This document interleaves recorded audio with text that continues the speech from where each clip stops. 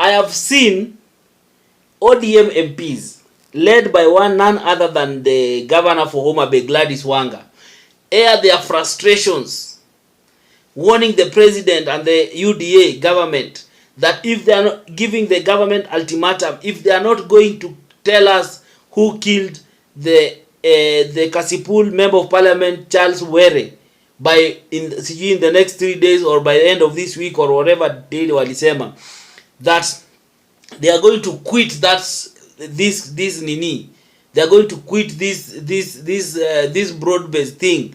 They have said a lot of things, yeah. Wametoa sira, wameonyesha how much they are angry. You can see even Kaluma of all the people analia. But have you noticed that Kenyans have not been apologetic? Kenyans have not sympathized with the death, with the murder of Charles Were, the member of the former is now a former, the former member of the late member of Kasipul Kabondo. Kenyans have not sympathized with that person. I think Mimi as a person I've never followed. I never even knew about this guy. I think nimemjua on his death. After amekufa ndo nimemjua. But based on what people have been sharing, that this guy lived a double life. Which is a life that many members of parliament, many politicians live that life. Whereby in the public they pretend it's as if they are saints. But behind the scene, the things these people do to make sure that they are still in control. These people do very, very outrageous things. These people do a lot of things that are that if ukikaa chini uambiwe that hizi ndio vitu wanafanya or you see, you'll be shocked. So Were lived that life, and I feel like it has catched up with him. And even the people who maybe did this to him are not even his fellow politicians. Maybe are people that he has wronged for a very long time and they decided to now take up the revenge. But now how ODM is coming out to blame the government for the murder of this member of parliament is where I don't understand. Hii kitu sielewi kabisa. Hii kitu sielewi kabisa. But anyway, before I go into the details, I just want you to watch these videos. And then kama kawaida, I will come back and I will give my analysis kama kawaida. So watch these videos. And I want to say it here. The disinformation that has flooded social media, it is not by coincidence. It is well orchestrated, it is well mobilized, it is well funded, it is well run, and the idea is to cover up the murder of Were. That is the truth of the matter. I also want to say that times that we cannot count, Were reported that his life was in danger. He reported here. I know that he even wrote to the Inspector General of Police. And I want the IG of Police to tell us, when Were reported all these issues, what did he do about it? What did he do about it? What did he do about it? What did he do about it? We will not take it lying down. It will not happen. We have counted one too many. But this is now a wrong number. Were had his people. The way Were was killed is like a chicken. He was humiliated. Like a thief. And Were never stole anybody's thing. Were lived in order. His family was orderly. He never stole from anybody. He made his own things, but he was killed like a chicken.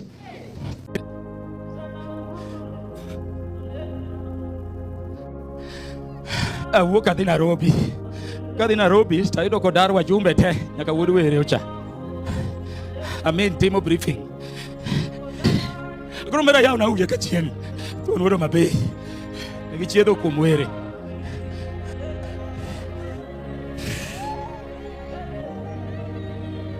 Watu wanasema ati mwanasiasa akikufa ndio tunapiga kelele. Sio mwanasiasa, binadamu yoyote akikufa tutapiga kelele. Na huyu sio binadamu ya kawaida. Huyu ni kiongozi ambaye amechaguliwa na watu.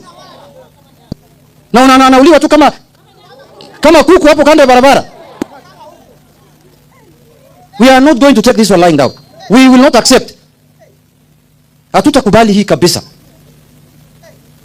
I am telling them we want to know kwa nini Ong'ondo Were aliuliwa. Tunajua Ong'ondo Were aliuliwa kwa sababu ya siasa. Hiyo tunajua. Hiyo sio siri. That is not a secret. But we want to know who did it. Na kwa nini amefanya. Tumeelewana? Inawezekanaje mtu apige mtu risasi pale, arudi apande boda na aende? Hakuna mtu anasemekana amemuona. Jamani. Na sisi kama wabunge tunajua kwanza tumeharibu uhusiano wetu na wananchi. Wananchi hawatupendi, hiyo ndio kweli. Mheshimiwa Makati, because of our own manners. Tabia yetu yenyewe imefanya wananchi sasa siku hizi wanapoangalia kama sisi ni maadui. Ukiangalia baada ya kifo cha Mheshimiwa Mondo Were, ukisikiza comments zile watu wanasema, nimeona mwingine akisema huyo mtu hata asishuke hiyo boda, aendelee kuwaua watu. Kuna wabunge kadhaa bado lazima wanataka waone. Tumeharibu uhusiano wetu na wananchi, si ndio? Mtu anasimama mbele ya umma anazungumza matope kabisa. Tunaonekana ni kama sisi tunajali maisha yetu peke yake, hatujali maisha ya wananchi wa kawaida. So guys, you have watched those videos and you can clearly see Gladys Wanga saying that they are going to protect ODM with all their life. They are going to protect Baba with all their life. That they are not going to allow UDA to penetrate in Nyanza. They are not going to allow anything like that. And they are saying all sorts of things. And they are saying that the killers of Were are known. The killers of Were, so many other things. And the pain. And he is expressing and speaking in so much pain. And you can see even Kaluma crying. And you can see even this Suna East MP saying how that this his death it's big because this is a leader. And you can see how Sifuna is responding.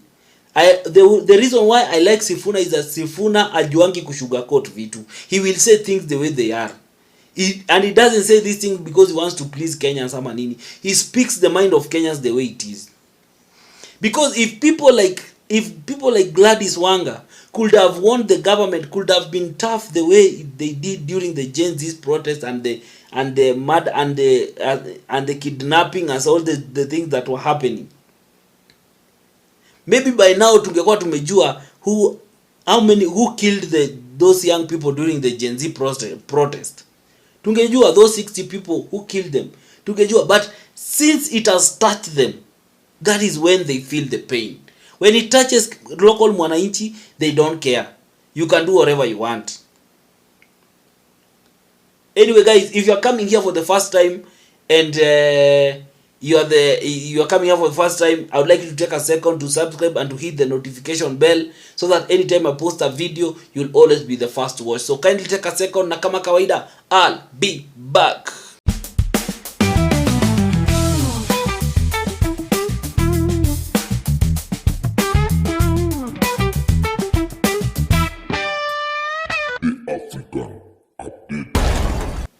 If these politicians and these ODM MPs could have wangekuwa na kasira hivi ile wakati wa Gen Z protest when we are looking for people who killed the young people during the Gen Z demonstration, right now maybe the serikali tungekuwa tushajua na who killed these people.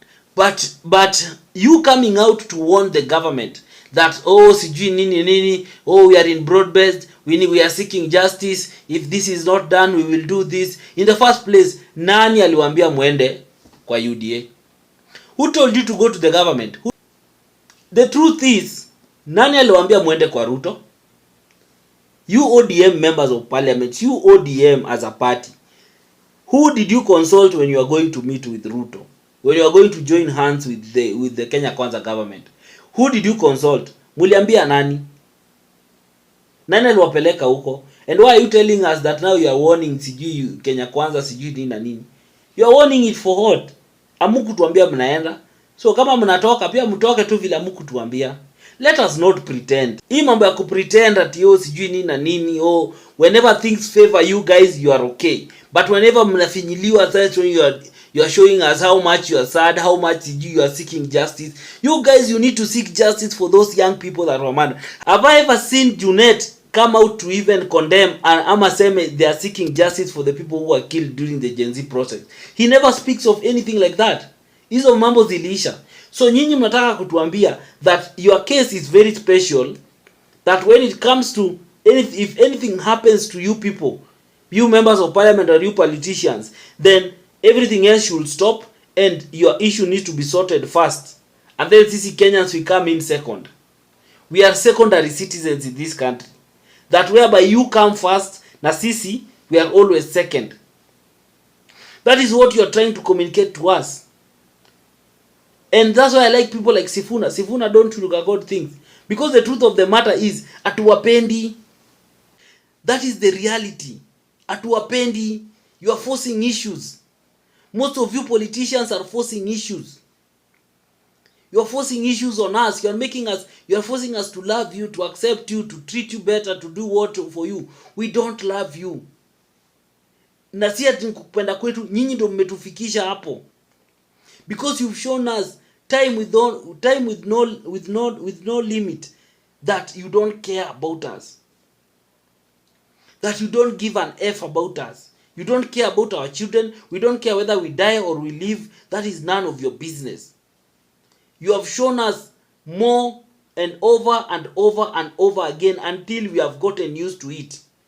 And that is why even when something happens to you leaders, it's stika kitambo, hata sisi we don't care.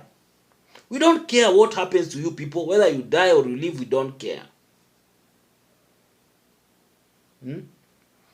That is the reality.